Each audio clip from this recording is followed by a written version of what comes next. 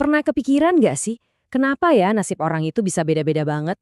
Ada yang hidupnya kayaknya mulus-mulus aja, tapi ada juga yang penuh banget sama penderitaan. Nah, ternyata pertanyaan kayak gini tuh udah ada dari ribuan tahun lalu. Dan ada satu naskah kuno namanya Saleyaka Shota yang ngasih jawaban yang, wah, menarik banget. Yuk kita bedah bareng-bareng.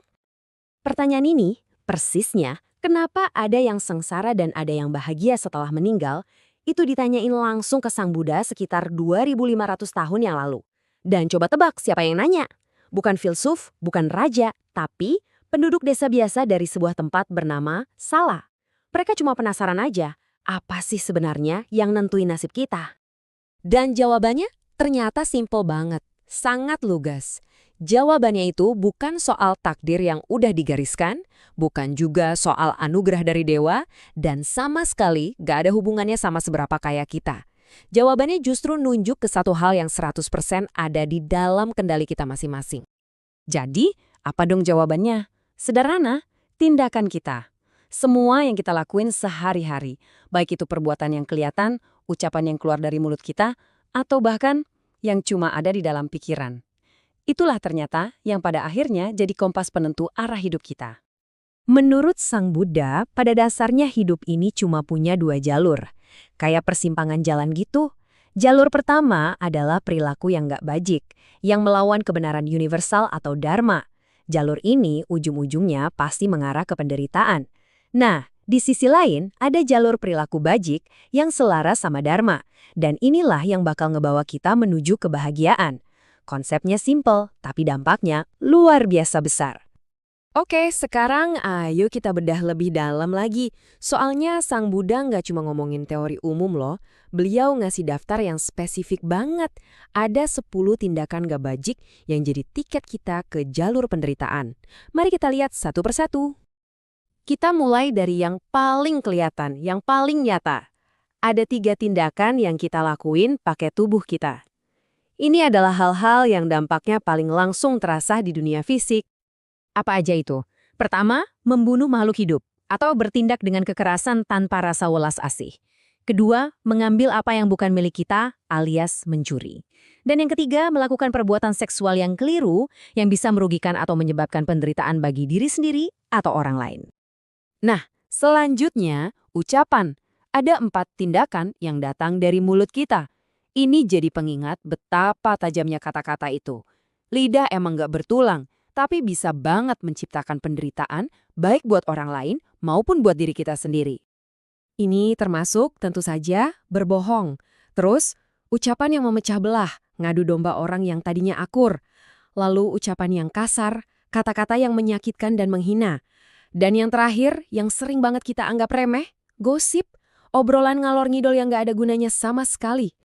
Dan akhirnya kita sampai ke sumbernya, ke akarnya, kategori yang paling gak kelihatan tapi justru jadi bosnya. 3 tindakan yang terjadinya cuma di dalam pikiran kita. Disinilah semuanya itu bermula. Pertama, ketamakan. Keinginan buat memiliki apa yang jadi punya orang lain. Kedua, niat jahat atau kebencian.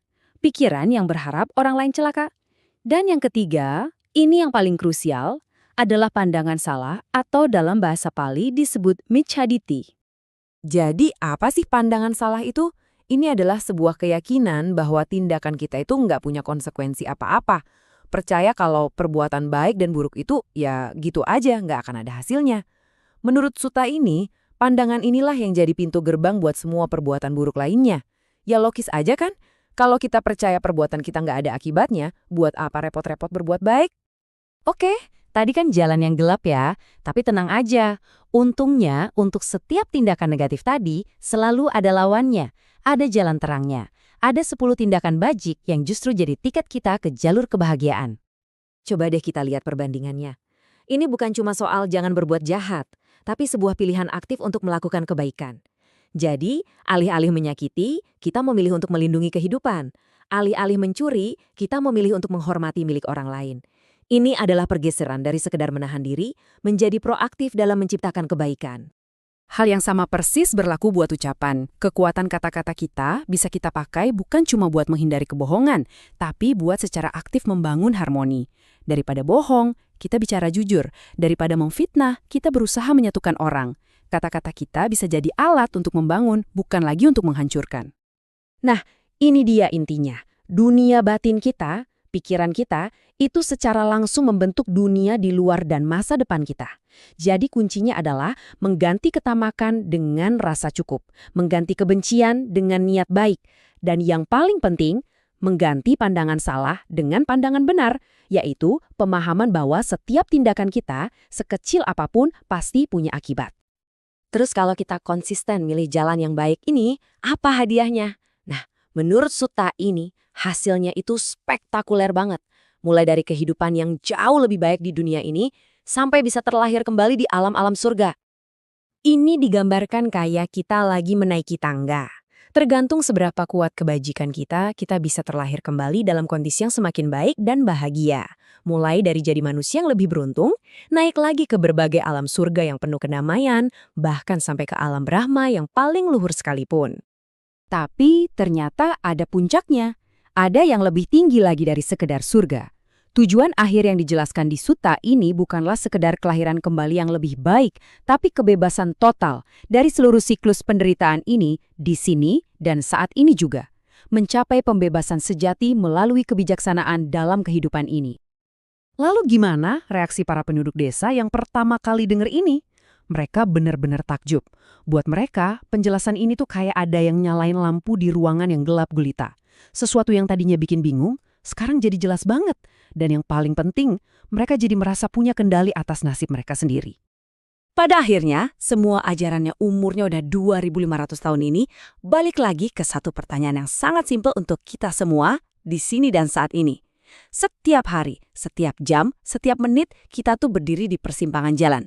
Setiap pikiran, ucapan, dan perbuatan kita adalah sebuah pilihan. Jadi pertanyaannya bukan lagi soal takdir, tapi soal pilihan kita. Tindakan mana yang akan kamu pilih hari ini?